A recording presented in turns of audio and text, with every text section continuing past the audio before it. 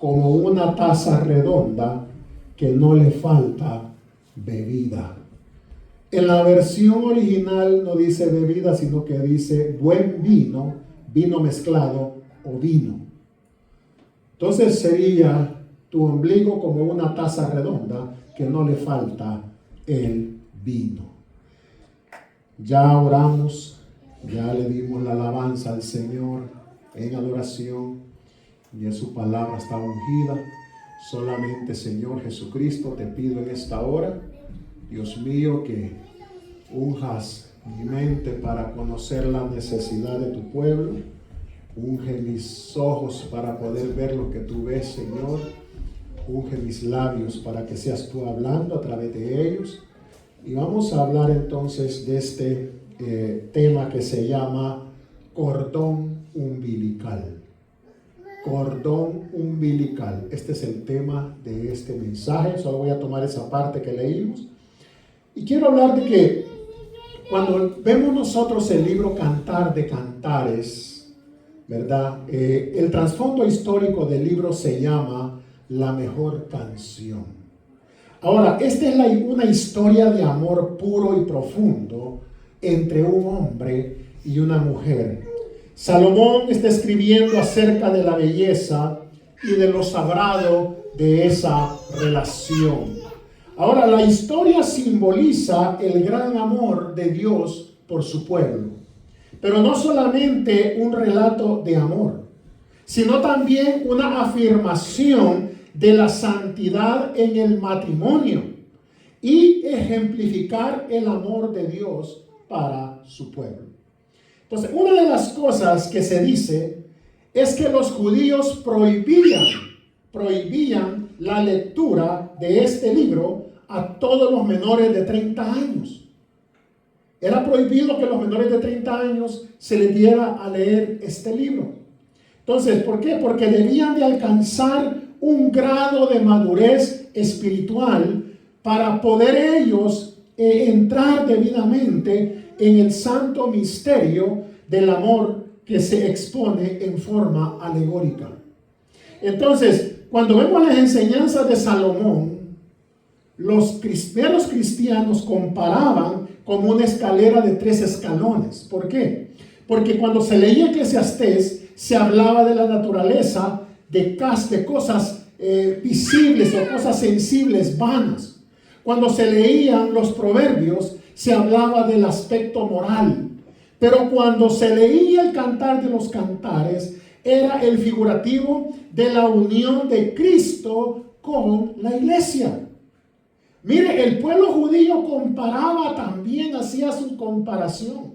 Porque cuando era el libro de los proverbios, ellos lo comparaban con el patio exterior del templo, el patio exterior del templo de Salomón. Eclesiastés lo comparaban con el lugar santo y Cantar de los Cantares con el lugar santísimo, donde estaba la presencia del Señor.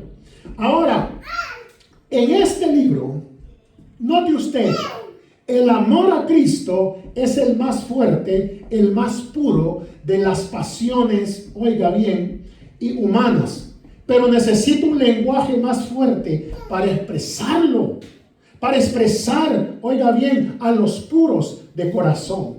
Entonces, toda esta fraseología que nosotros vemos era sacado, oiga bien, del rico, oiga bien, de lo más rico e imaginativo de la poesía oriental. Y hay algo aquí que nosotros debemos analizar cuando leemos el 7.2, como le dije, solo voy a tomar la primera parte y la segunda parte la vamos a ver el otro domingo. Pero cuando nosotros hablamos del ombligo, si usted ve lo que dice ahí, tu ombligo, como una taza redonda que no le falta el vino. Cuando hablamos del ombligo, estamos hablando de que hay una conexión con el vino que es como un depósito, dice el texto sagrado. Cuando nosotros comparamos la forma, y aquí las mujeres van a estar muy familiarizadas con este tema, porque cuando nosotros vemos y comparamos la forma también en que el feto o el ser que la madre lleva por dentro, oiga bien, se encuentra conectado por un cordón umbilical a la placenta. Entonces, es a través de los vasos sanguíneos, oiga bien, del cordón, que el feto recibe de la madre la apropiada nutrición, oxigenación y ¿para qué? Para que funcione indispensablemente para el desarrollo, oiga bien, mediante la placenta. Entonces, todos los desechos, el dióxido de carbono del feto, oiga bien, se envían al sistema circulatorio de la madre a través del mismo cordón umbilical y placenta para su eliminación. Mire la conexión que hay. Es a través de ese cordón umbilical donde la madre prácticamente alimenta a la criatura porque no depende de ella misma. Y para que el funcionamiento de sus órganos se vayan desarrollando apropiadamente, la madre lo está alimentando. Pero mire, según que el cordón, oiga bien, umbilical, una vez que la madre da a luz, y aquí no se le vaya a olvidar esta parte, porque más adelante el profeta va a hablar algo importante, Dios a través del profeta. Por eso es que nosotros tenemos que estar conectados por ese cordón umbilical espiritual al Espíritu de Dios. Porque es a través de ahí que el Espíritu nos nutre, nos oxigena, oiga, nos provee. Entonces, una vez que el cordón umbilical, la madre da a luz, dice la Organización Mundial de la Salud que el médico tiene de 1 a 3 minutos para cortarlo. ¿Para qué? Para prevenir enfermedades en los primeros meses de vida del bebé. Pues eso, si no lo hacen en ese lapso de tiempo, puede generar otras enfermedades el bebé durante los primeros meses de vida. Mire qué importante.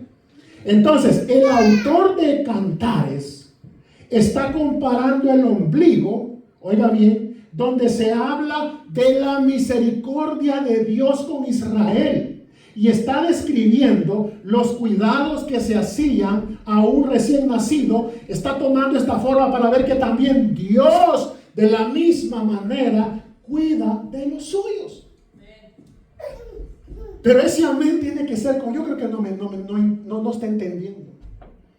Por eso dije yo, para uno de hombre, pues es un poquito más difícil entender esta parte, pero creo que la mujer, ella puede entender mejor que es andar 9 meses esa criatura alimentándola día y noche a través de ese cordón umbilical.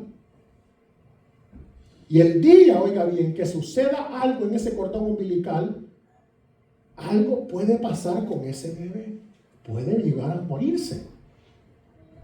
Imagínense entonces, si esto espiritualmente estamos hablando de un cordón umbilical que es el medio por el cual ese feto es alimentado, ¿cuánto más nosotros espiritualmente? Porque muchas veces, ¿qué está pasando? Yo voy a extenderme un poco en eso. Pero los agobios de esta vida, los problemas de esta vida, hay momentos en que las personas no hayan salida. Hay momentos que las personas, ¿verdad? O llegamos a momentos incómodos en que queremos solucionar las cosas, pero como que las cosas no funcionan. Yo le decía, a veces casi siempre uno está orando, porque las almas vengan al arrepentimiento y parece que pega contra algo que rebota.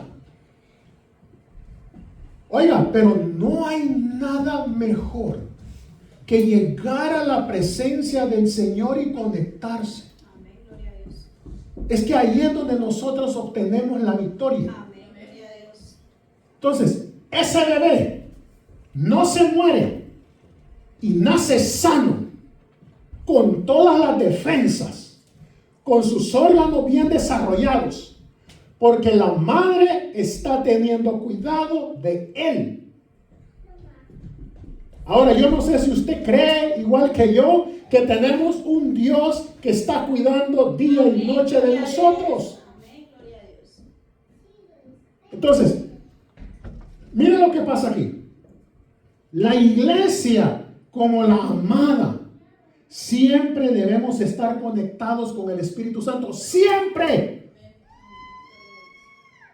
Por eso, Pablo cuando llega, y lo vimos la última vez, llega a la ciudad donde están los Gálatas. Pablo les hace un recordatorio y a la vez un regaño muy fuerte. Cuando le dice, estoy admirado o estoy extrañado que tan pronto ustedes, no les dijo, han dejado al Señor. Se han alejado, se han desconectado del Señor. Y le voy a decir algo importante. El descuidar nosotros la oración, el ayuno, leer la palabra de Dios, el congregarse y los compromisos que tenemos nosotros con el Señor, damos lugar a que la carne se levante. Y cuando la carne se levanta, oiga bien, es tan astuta que ni nos damos cuenta. Cuando venimos a sentir, estamos otra vez haciendo lo que nosotros queremos. ¿Qué dice la Escritura en Gálatas 5? Dice, si sois guiados por el Espíritu Santo. Oiga bien, esta Escritura muchas veces yo la he dicho. En Gálatas 5:16 dice, si sois guiados. No dice si tienen. Porque podemos tener el Espíritu Santo. Pero una cosa es que tengamos el Espíritu Santo. Y otra cosa es que lo enfrentemos y no nos dejemos guiar por el Espíritu Santo. A mí cuando los invito a la iglesia, ¿sabe qué es la palabra que me dice? Si Dios quiere. Claro que Dios quiere. La voluntad de Dios es que esté en la iglesia. Y no ahí dice en Hebreos 10, dice que no dejemos de congregarnos como algunos tienen por costumbre. Si Dios quiere, claro que es la voluntad de Dios. Si nos dejamos guiar por el Espíritu Santo, ¿a dónde cree que nos va a llevar? Amén. ¿Aló? ¿A dónde cree usted que nos va a llevar el Espíritu Santo? ¿Al centro comercial? ¿A quedarnos viendo la novela o la película? ¿A dónde nos va a llevar el Espíritu Santo? O el Espíritu Santo le va a decir, quédese ahora, o no haga esto, o no haga... ¡No! El Espíritu Santo nos va a guiar siempre a su casa de oración, a reunirnos. Y dice, si sois guiados por el Espíritu Santo, no estáis bajo la ley. Y muchos interpretan cuando habla la ley de Moisés. No, está hablando de la ley de la carne, de la voluntad de la vieja naturaleza. Por eso dice más adelante Pablo, porque dice, porque el deseo de la carne es contra el espíritu y el del espíritu es contra la carne y los dos se oponen entre sí. Hay una oposición. Oiga bien, no sé si me escuchó. Hay una oposición. Si sois guiados por el Espíritu Santo, no estáis bajo tu ley, tu voluntad, tu deseo. Porque la voluntad de Dios es que estemos conectados a ese cordón umbilical. Porque es la única manera que vamos a poder deshacernos de esta carne, de crucificarla. Pablo dijo que había que crucificarla diariamente. Porque toma poco tiempo. No te confíes de la que duerme contigo. Y no es la esposa. Es la carne. Si hay un enemigo más peligroso que el mundo y que Satanás, es esta. Y no le podemos dar ventaja. Por eso necesitamos estar oxigenándonos, nutriéndonos, alimentándonos por ese cordón umbilical espiritual con el Espíritu de Dios. Si no, ¿de qué otra forma vamos a vencer? Ahí le van a llegar visitas a última hora, que es la hora de la iglesia. No voy a ir porque tengo que atenderlo. Bueno, señores, un gusto que hayan venido a mi casa. Pero aquí hay dos opciones. Los invito a la iglesia o si no me esperan hasta que yo venga de la iglesia. Porque ¿qué le está enseñando usted a ellos? Que hay una prioridad en su vida o en mi vida. Y es Dios Jesucristo. Es que a la gente le vamos a enseñar con ejemplo, no con palabras. Porque el ejemplo habla más que las palabras. ¿Y qué cree que van a decir ellos? Prefirió ir a la iglesia. Claro. Y no dice el Señor. ¿Quién es primero en su vida? Dios no es una farmacia. Dios no es un cajero de banco. Dios no es un hospital. Dios no es 911. Solo cuando yo necesito. Es todo el tiempo que debemos dejarnos guiar por el Espíritu de Dios. Cuando yo veo esto, hermanos, dice Proverbios en el mismo en el capítulo 3 y el verso 7 y 8. Hay algo que nos dice Proverbios 3, versos 7 y 8. Dice, no seas sabio en tu propia opinión. ¿Y qué más dice? Hay dos cosas, tres más bien. No sea sabio en su propia opinión. O sea que prácticamente, acordémonos que la sabiduría viene de Dios. Hay dos sabidurías, dice Santiago. Una que viene de Dios, que la da en abundancia y sin reproche, y otra que es como animal terrenal diabólica. Y la que está diciendo, la que está aconsejando aquí, el proverbista es: no busques la sabiduría de los hombres, no busques el consejo de los hombres. No seas sabio en tu propia opinión. Teme al Señor.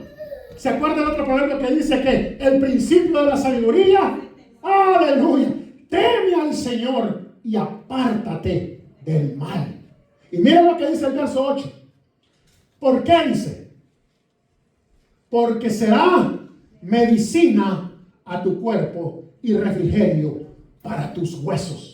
Y me llama la atención esto, ¿por qué? Porque cuando hablamos del ombligo, la palabra ombligo en hebreo es shor, y es el centro de fuerza, donde todos los órganos de alimentación, la piedad verdadera, quiere decir que promueve salud, no solo espiritual, sino física también. Oh, mire cómo Dios tiene cuidado en todas las áreas de nosotros, pero necesitamos estar conectados a ese cordón umbilical espiritual. Y aquí quiero que vamos a analizar en Ezequiel capítulo 16. Quiero que analicemos este capítulo, el verso 1. Ezequiel capítulo 16, verso 1. Miren la enseñanza que nos va a dejar. Porque aquí Dios compara con el mismo cuidado, como Dios compara con ese mismo cuidado a su pueblo Israel. Jerusalén está siendo personificada como hija. Por eso cuando leemos nosotros en Ezequiel capítulo 16, verso 1, póngamelo usted por favor. Ezequiel 16, 1. Mire lo que dice. Vino a mí palabra del Señor diciendo, vamos al verso 2. Hijo de hombre, notifica a Jerusalén, ¿el qué? Sus abominaciones. Y mire lo que dice el verso. ¿Por qué? Porque los hombres son tan ciegos que no ven su culpa visible. Por eso le dice, notifícales, porque no se dan cuenta del pecado. No se dan cuenta, están cegados. Y mire lo que dice el verso 3. Así ha dicho el Señor sobre Jerusalén. Tu origen, tu nacimiento es de la tierra de Canaán. Tu padre fue amorreo y tu madre Etea. Canaán, donde moraron Abraham, Isaac y Jacob antes de que ellos entraran a Egipto. Y el amorreo y los eteos eran tribus poderosas, oiga bien, de las naciones cananeas, pero eran abominablemente corrompidas, eran pervertidas, Y note usted que fueron condenadas al completo. Dios las exterminó por eso mismo. Y estas se concentraron, oiga bien, en parentela con Israel. ¿Por qué? En Génesis 15, 16, no lo voy a poner, pero cuando tenga tiempo apúntelo. En Génesis 15, 16, la Etea se refiere a las esposas de Esaú, hijas de Het, las Eteas. Y usted sabe quién era Esaú, no tengo que explicarle que Dios dice que aborreció a Esaú por haber menospreciado la primogenitura. Y no solo eso, las costumbres de estas, oiga bien, amargaron la vida de Rebeca y de Isaac, dice en Génesis 26, 34. Fueron de amargura para ellas. Entonces, por eso dice, ay Jerusalén, tu origen, tu nacimiento es de la tierra de Canaán, y tu padre fueron estas naciones pervertidas. O sea, el Señor les estaba diciendo, esas son ustedes por causa de sus abominaciones y pecados. Y mira lo que dice el verso número 4. Y en cuanto a tu nacimiento, aquí esta cosa está fuerte. Porque le dice, en cuanto a tu nacimiento, el día que naciste, ¿qué dice? No fue cortado tu ombligo. Y se acuerda que hablamos de que el doctor, cuando una mujer tiene a un niño, tiene de 1 a 3 minutos para cortarles el ombligo, porque corre el riesgo esa criatura ¿de qué? De que pueda contraer una infección o una enfermedad en los primeros meses de su vida. El Señor le está diciendo, miren, en cuanto al nacimiento de ustedes, el día que naciste no fue cortado tu ombligo. ¿A qué se refiere? No había atención de cortar el ombligo, podía morir.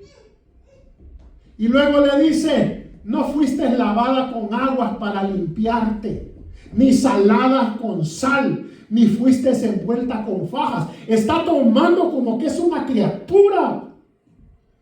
Cuando dice que no era lavada con agua, en esos tiempos le lavaban a los niños para ablandarles el cutis. Y también era para la purificación. Dice que también a ellos les echaban sal para endurecerles un poco el cutis, que fuera más terso. Y note usted que era para purificación. ¿Para qué? Para ser presentada a los padres, para ser miradas. Por eso es que usted sabe que cuando se llevan el niño en el hospital, van y lo lavan y después se lo traen envueltito para presentárselos y dárselos, que lo conozcan. Pues eso estaba pasando ahí. Era un momento de purificación y traerlo. Pero tú no pasó eso, le dijo. No pasó eso. Ni te cortaron el ombligo, ni te lavaron, ni te pusieron sal, ni te envolvieron con la faja. Y miren lo que dice el verso número 5. No hubo ojo que se compadeciese de ti para hacerte algo de esto. Era menospreciada. Era como una hija abandonada, teniendo de ti misericordia, sino que fuiste arrojada sobre la faz del campo. Y esa es una costumbre hasta los días del Señor Jesucristo, que los padres tiraban a los niños en el campo a la intemperie para que ellos murieran. Y ahora, como muchos hacen hoy en día, que dejan abandonados después que tienen los niños en basureros, o donde sea, para que alguien los recoja o se mueran. En ese tiempo hacía esa costumbre. Pero ahora le dice, así estabas tú, con menosprecio de tu vida en el día que naciste. Era una menospreciada. Le está viendo la condición de pecado con la que Jerusalén estaba. Y eso, si lo traemos a la vida espiritual, cada uno de nosotros no nos encontramos en esa situación bajo el yugo de Satanás ahí en el mundo, con menosprecio. Por eso es que el Señor, cuando pone el nuevo nacimiento, y usted mire, durante el proceso que usted está, que recibe esa palabra, en el libro de Juan, en el capítulo 1, dice que esa palabra vino a ser engendrada, esa semilla vino a ser puesta en su corazón. Y Dios empieza a obrar en el corazón de la persona y tiene cuidado, la está cuidando, hasta el día que nace de nuevo del agua y del Espíritu. Jerusalén, No tenía esos cuidados, dice, según lo compara aquí con la hija abandonada, la hija menospreciada. Y mire lo que dice el verso número 6. Y yo pasé junto a ti. Ay, Señor, yo pasé junto a ti. Yo no sé si a usted, a mí no se me ha olvidado. A mí no se me ha olvidado del momento de que la palabra que Él pasó junto a mí y me recogió. A mí no se me ha olvidado. Por eso vivo muy agradecido con el Señor. Yo creo que todos estamos en esa condición. ¿Y sabe qué dice el Señor? Te vi sucia en tus sangres. Oiga, te vi sucia en tus sangres, y cuando estabas en tus sangres te dije, vive. Sí, te dije, cuando estabas en tus sangres, vive. Note usted la misericordia, y como cantamos el canto ahorita, la bondad de Dios, que estando en esa condición, confinados a la muerte eterna, a la perdición, el Señor pasa y te dijo, vive, ven, porque Él es la fuente de vida eterna. O no se acuerda usted todavía desde ese día que el Señor la encontró. Porque yo le voy a decir algo, cuando venimos a este país, nadie viene buscando el Espíritu Santo. La visión que traemos es hacer dinero, el dólar. No, el trabajo y el trabajo. Dólar, necesito mandar dinero. No. Acordémonos el día que el Señor nos encontró, la condición en que estábamos. Y miren lo que dice el verso número 7. Te hice multiplicar como la hierba del campo, y creciste y te hiciste grande y llegaste a ser muy hermosa. Oiga, cómo el Señor la fue cuidando y hasta que llegó a ser grande, y le dice, fuiste hermosa. Cómo ese pueblo de Israel, de un hombre llamado Abraham, vino esa generación, vino esa multitud. Y le dice, tus pechos se habían formado y tu pelo había crecido, pero estaba desnuda y descubierta todavía. Note usted. ¿Y qué dice el verso siguiente? Y pasé otra vez junto a ti. Estaba desnuda y descubierta. Necesito vestirte. Y mire qué hermoso cuando nosotros venimos al camino del Señor. Y está hablando de vestiduras espirituales. Aunque debemos de vestirnos también apropiadamente, pues el pantalón no ha sido hecho para la mujer, sino la falda. Ni la falda ha sido hecha para el hombre, sino el pantalón, porque eso nos distingue. Yo no sé, ahora cuando hablamos en los 60, 70, no sé qué más para atrás, habían tres sexos, dijeron ellos, que era masculino, femenino y unisex. O sea, la mujer podía usar pantalón como el hombre, y el hombre podía usar falda como la mujer, o sea, es unisex. Ahora son 114 géneros, dicen. O sea, este mundo va peor, hermanos.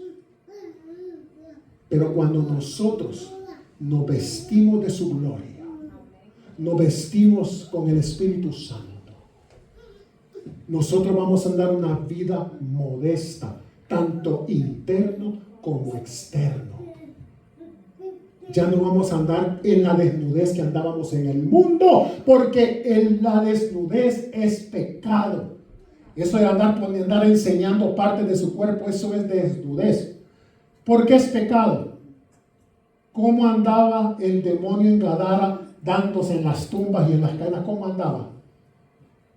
Desnudo. Y lo vistieron después que fue liberado. ¿Cómo andaba el apóstol Pedro cuando dejó el ministerio y se fue a pescar nuevamente y dijo, es el Señor? Y dice la palabra de Dios que se vistió rápidamente y fue en busca del Señor. Porque la desnudez es señal de lujuria. Entonces el Señor nos ha vestido apropiadamente, tanto internamente como externamente. Entonces dice el Señor, y te miré, y he aquí que tu tiempo era tiempo de amores, y extendí mi manto sobre ti, y cubrí tu desnudez, y te di juramento, y entré en pacto contigo, dice el Señor. ¿Y qué dice? Y fuiste mía. La está cuidando para Él. ¿Para quién está cuidando la iglesia? ¿Para el mundo? ¿Para el enemigo? ¿Para quién está cuidando su iglesia? Para Él. Porque es la novia, se va a casar con Él en la boda del Cordero. ¿Y qué dice el verso siguiente? Te lavé con agua y lavé tu sangre de encima de ti y te ungí con aceite. Tipo del plan salvífico. Él nos lavó a través del nuevo nacimiento cuando somos bautizados en el nombre de Jesús para el perdón de los pecados. Y fuimos llenos con la promesa del Espíritu Santo y se te ungí con aceite. Mire cómo el Señor cada detalle no lo dejó de perder. Él cada detalle como quiere a su iglesia. Si leemos cuidadosamente esto desde el punto de vista espiritual, nos damos cuenta de que muchas veces creemos que nosotros, el Señor, se hace de la vista gorda o pasa por alto las cosas. El Señor cada detalle lo tiene presente. Y dice el número 10, y te vestí de bordado, note. Te calcé de tejón, que era un animal, una tela con que también fue confeccionado el tabernáculo. Te ceñí de lino y te cubrí de seda. Oiga, las vestiduras, los materiales eran dignas de una reina viniendo de un rey.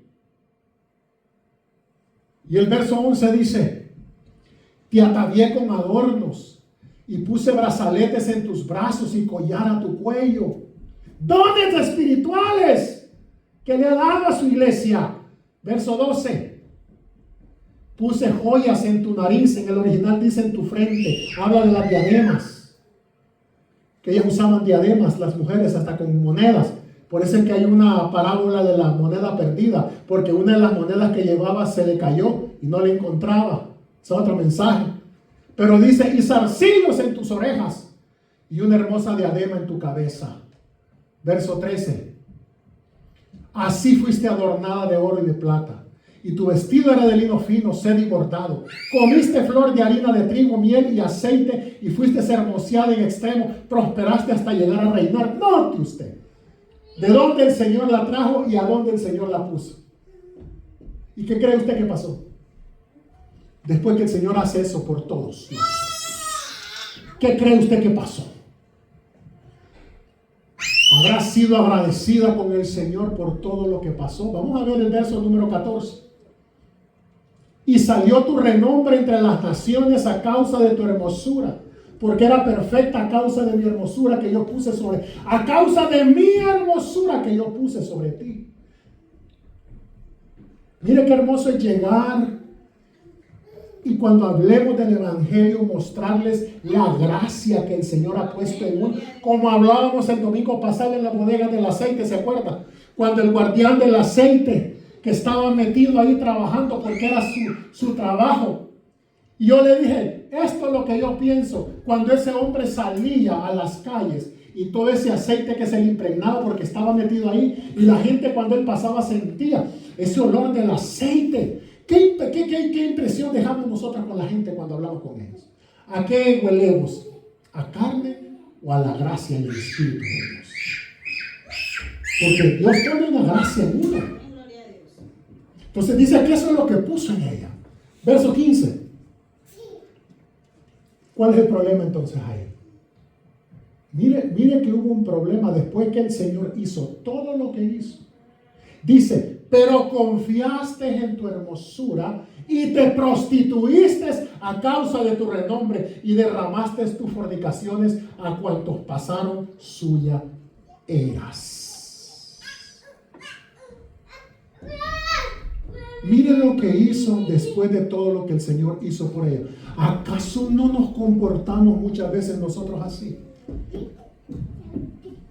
¿Ah? andamos seduciendo con el, andamos como le dijera, ¿cuál sería la palabra? Aquí va. Andamos coqueteando con el pecado, como que se nos olvida lo que Él ha hecho por nosotros. Coqueteando con la carne, con el mundo. Porque desde el momento que yo decido, pongo a Dios en segundo lugar y pongo algo en primer lugar que no es Dios, estoy coqueteando con Él. Me estoy prostituyendo. Porque hay fornicación espiritual, hay adulterio espiritual. Si nosotros estamos comprometidos con el Rey y coqueteamos con el mundo, con el pecado, eso es fornicación espiritual. Entonces, mira lo que pasó aquí. El buen vino, tipo del Espíritu Santo, vuelvo y repito, nos nutre, nos oxigena. Por eso dice esto, lo que dice Cantares capítulo 8, el verso 1 y 2. Cantares 8, 1 y 2. Miren lo que dice, vamos a leerlo. Cantares capítulo 8, verso 1 y verso 2. Dice, oh, note usted, esto me llena a mí porque es como una pasión creciente del amor de ella, el deseo de besar y tener intimidad con Él. Y aquí vamos a hacerlo, tal vez los que seamos más maduros vamos a entender esta parte. Porque mira cómo le dice, oh, si tú fueras como un hermano mío, que mamó los pechos de mi madre. Acuérdese que los pechos representan el lugar de alimentar al recién nacido. Si nosotros tuviéramos en la misma visión, si tuviéramos en el mismo deseo. Por eso que yo le estoy orando al Señor, que las familias que van a venir por fe a este lugar, que sean fieles, que sean leales, que tengan deseo de trabajar, de construir, de edificar en este ministerio. Y le dice, entonces, hallándote fuera, te besaría y no me menospreciaría. O sea, era tanto el amor que tenía que quería hasta hacerlo en público. Y mira lo que dice el verso 2. Expresar ese amor públicamente. Pero él le dice no, como que necesitaba darle rienda suelta a su intimidad para luego quedar en reposo. Que eso es lo que pasa. Y usted me entiende como mayor. Y le dice, ¿sabes qué? Quería mostrar esto en público, pero le dice, no, yo te llevaría, te metería en casa de mi madre, tú me enseñarías y yo te haría beber vino adobado del mosto de mis granadas. Cuando tengamos esa intimidad en el cuarto secreto, vas a descansar. Y note que el vino que dice que le va a dar es vino de granadas. La granada era una flor exquisita que se daba en la región del África. Y era un vino excelente, era un vino delicioso que sacaban, no era cualquier vino. Era un vino delicioso, exquisito. Y note usted hasta dónde en esta relación de amor se desea tanto el uno como el otro. Entonces, en este tiempo, hermanos, de agitación, de problemas, de desgaste, un mundo desordenado, nos llama aquí el amado a ese cuarto de intimidad, donde hay este vino aromático, este vino bueno de granadas, que no era cualquier vino. Miren lo que dice Efesios 5:18. Efesios 5:18. Y pónganlo. Dice, no os embriaguéis con vino en el cual hay disolución. Antes bien ser llenos del Espíritu Santo. Llenos del Espíritu. Disolución, que significa indigno, ruina. Las personas que recibían la inspiración del Espíritu Santo eran llenos de una alegría extática, semejante causada a los que bebían vino, que se emborrachaban. ¿Qué es estática? Es éxtasis. No estar contento con ser lo que soy, lleno, embelesado, fascinado. ¿Qué hago? ¿Qué hago? Vaya a sentarse, vaya a sentarse. Entonces, note usted, ¿por qué necesita? Pablo nos está diciendo, miren, no se embriaguen, no, aprendan. Necesitamos estar conectados. Esa palabra que nos dice antes bien ser llenos del Espíritu y hace la comparación. Y no fue en el día de Pentecostés que le dijeron al apóstol Pedro, cuando estaban llenos del Espíritu Santo, que estos estaban llenos de mosto, estaban borrachos. Amén. Y él les dijo, no, estos no están borrachos como ustedes creen, es la hora tercera del día. Estos están llenos del Espíritu Santo. Y yo quiero que veamos ya para ir terminando, hermanos. En Ezequiel capítulo 47, el profeta Ezequiel nos va a enseñar algo hermosísimo. Ezequiel 47, miren, quiero que aprendamos esto, a estar conectados con el Espíritu de Dios todo el tiempo, hermanos, todo el tiempo. Y dice Ezequiel 47:1, vamos a ver. Y yo quiero que vayan notando esta enseñanza que el Señor nos va a dar. Muy importante. Dice, me hizo volver luego a la entrada de la casa, y he aquí aguas que salían de debajo del umbral de la casa hacia el oriente. Eso es la puerta. ¿Quién es la puerta? Jesús. Amén. Gloria a Dios.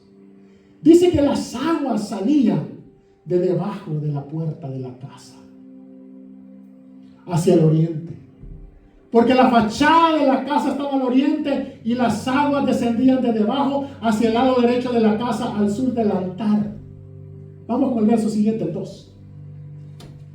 Y me sacó por el camino de la puerta del norte y me hizo dar vuelta por el camino exterior, fuera de la puerta, al camino de la que mira al oriente, y vi que las aguas salían del lado derecho. Verso 3. Y salió el varón hacia el oriente, que llevaba un cordel en su mano, y midió 1000 codos, o sea 500 metros, y me hizo pasar por las aguas ¿hasta dónde? Hasta los tobillos. Y dice el verso siguiente, midió otros 1000 y me hizo pasar por las aguas hasta las rodillas.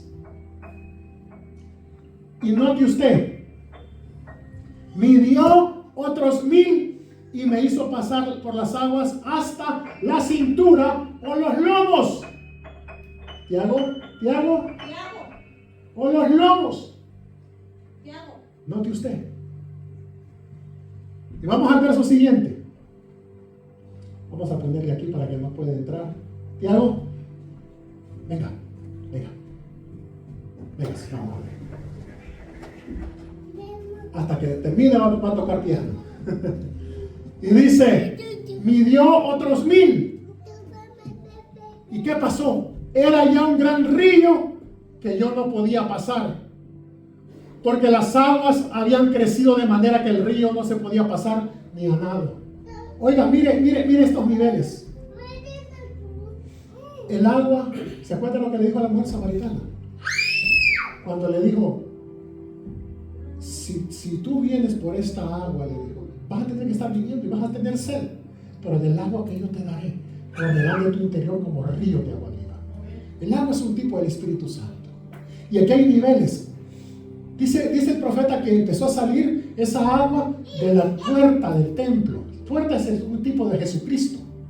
En Apocalipsis, si usted lee el 22:1, no lo va a poner, dice que del trono de Dios salían ríos, como un río, y había árboles que daban sus frutos. Una vez por mes, tenía 12 frutos. Entonces el profeta está diciendo, el Señor le muestra en la visión que cuánto Espíritu Santo quiere usted. Entre más usted se meta en el Espíritu de Dios, más usted se va llenando.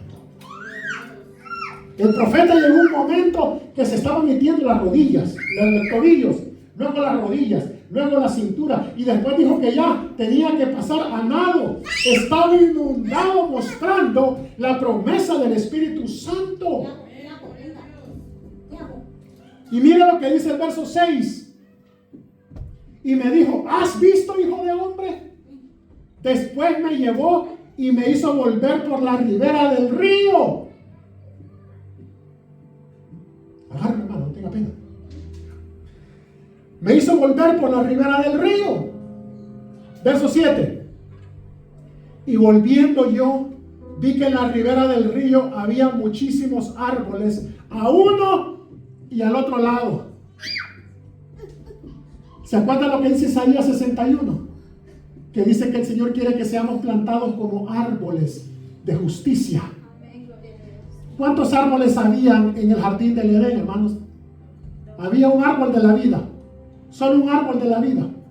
Aquí dice que había muchos árboles. Y vamos a ver estos árboles. Verso 8.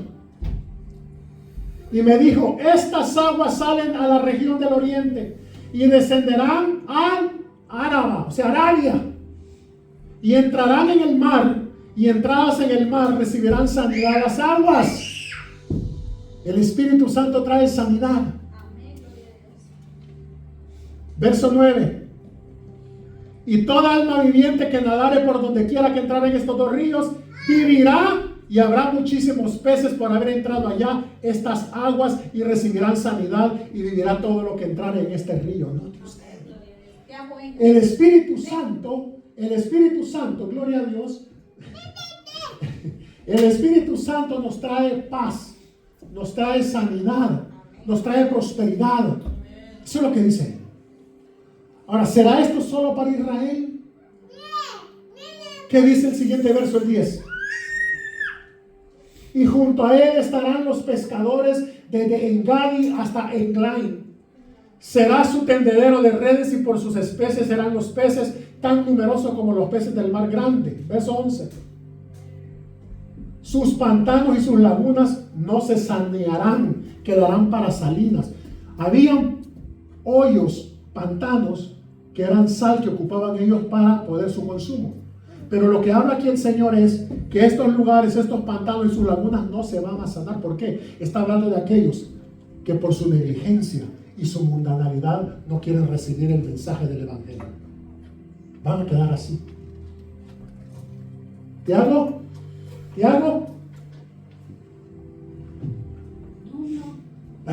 Siéntese ya. Ajá. Y dice el verso 12. Y junto al río, en la ribera, a uno y otro lado, crecerá toda clase de árboles frutales. Sus hojas nunca caerán, ni faltará su fruto. A su tiempo madurará, porque sus aguas salen del santuario, y su fruto será para comer, y su hoja para medicina. Mire, esta profecía está hablando que va para todos. Ya el Señor no está hablando solamente para Israel, sino para las naciones. Va a haber sanidad, va a haber prosperidad, va a haber paz, pero esos son frutos que trae solamente el Espíritu de Dios. Y para eso tenemos que estar conectados al cordón umbilical del Espíritu Santo. El Señor Jesucristo lo puso de esta manera, y con esto termino, hermanos. San Juan 15, vamos a leer el verso 4. San Juan 15:4, con esto voy a terminar. Permaneced en mí, y yo en vosotros. Como el pámpano no puede llevar fruto por sí mismo si no permanece en la vid, así tampoco vosotros si no permanecéis en mí. Dice el verso 5. ¿Por qué tenemos que permanecer en él? ¿Por qué tenemos que estar conectados? Yo soy la vid, dice el Señor, y vosotros son los pámpanos. El que permanece en mí y yo en él, este lleva mucho fruto. ¿Por qué? Separado de mí, nada podéis hacer. Ese bebé no puede desarrollarse, no puede alimentarse, no puede sobrevivir si la madre no lo alimenta a través del cordón umbilical. Difícil, muere. Tenemos que estar conectados al cordón umbilical espiritual, conectados al Espíritu de Dios. ¿Sabe dónde comienza esto? ¿Qué tanto nosotros queremos trabajar para el Señor? ¿Qué tanto queremos trabajar?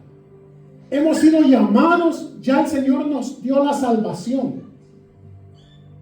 ¿Qué queremos ahora darle al Señor? Que nos use. ¿Cómo queremos que nos use? Metámonos a programas de oración y ayuno, hermanos. Metámonos. Dejemos a un lado, hagamos tiempo y unámonos en oración y ayuno para que esto trabaje. Metámonos a equipo a evangelizar, hermanos. No, que no. Sí se puede. Sí se puede. Si tenemos tiempo y podemos para hacer cosas que nos convienen y son beneficiosas para nosotros en el aspecto secular, mucho más cuando se trata del Señor, que hay mucho más beneficio para nosotros.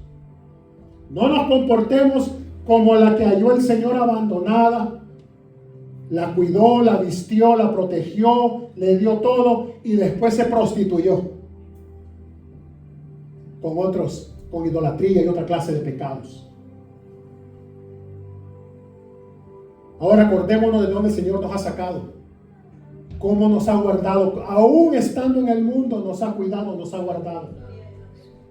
Yo tengo mucho testimonio que contar de cómo el Señor a mí me cuidó. Y ahora entiendo y digo, Señor, si yo hubiera muerto, si usted hubiera permitido que eso hubiera sucedido, ¿dónde estuviera mi alma en este momento? Y si usted me guardó, ahora, ¿qué es lo menos que yo podría hacer? Mire que el Señor dice, y no he predicado los diezmos y las ofrendas todavía, porque el que no da dice que es ladrón, y eso no se salva. Y por eso dice la palabra, si en lo poco me fuiste fiel. O le voy a contar una experiencia mía. Yo le decía al principio al Señor, Señor, cuando me dé más dinero, entonces yo voy a dar a la iglesia. Ahorita no tengo mucho, pero cuando yo tenga más, yo voy a dar más. Y llegué a tener un poco más y jamás le di, porque decía, hoy tengo más, tengo que dar más a la iglesia, me toca más, no, mejor no.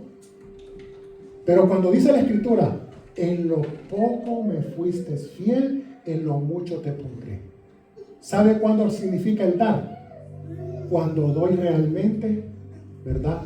No lo que me sobra, porque hay muchos que agarran el ejemplo de la viudita. Mire qué tan importante es las finanzas, que el Señor dice que se sentó a ver todo lo que estaban dando.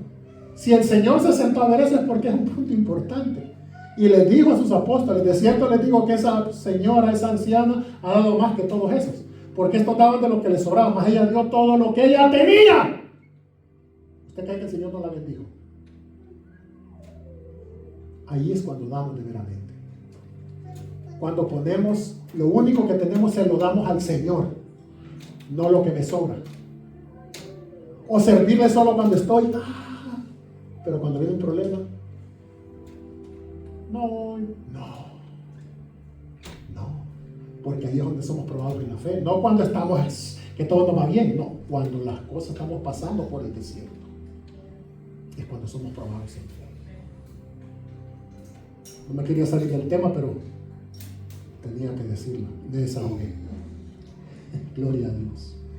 Vamos a terminar aquí, vamos a seguir con la segunda parte el próximo domingo, ¿verdad? Y vamos a hacer una oración especial como siempre en esta hora. En el nombre de Jesús vamos a orarle al Señor.